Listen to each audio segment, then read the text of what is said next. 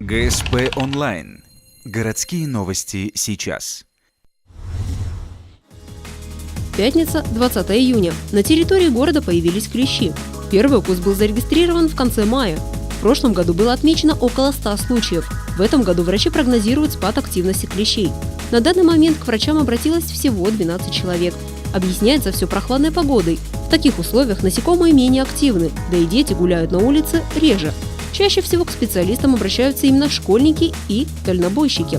У кровососов есть излюбленные места. Чаще всего они впиваются в кожу на шее, под коленями и над локтевыми сгибами. В принципе, клещ может находиться в любом месте. Убирали и из ягодиц, из бедер, и из кистей. Вот. У двух ребятишек убирали с волосистой части головы клещей в волосах. Родители довольно бдительно посмотрели, то есть нашли у ребенка. Всех обнаруженных клещей помещают в специальные контейнеры и отправляют в Сыктывкар.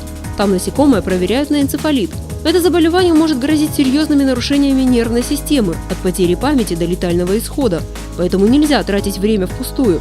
Всем пострадавшим немедленно прописывают курс антибиотиков. Но ни одного зараженного человека в нашем городе пока нет.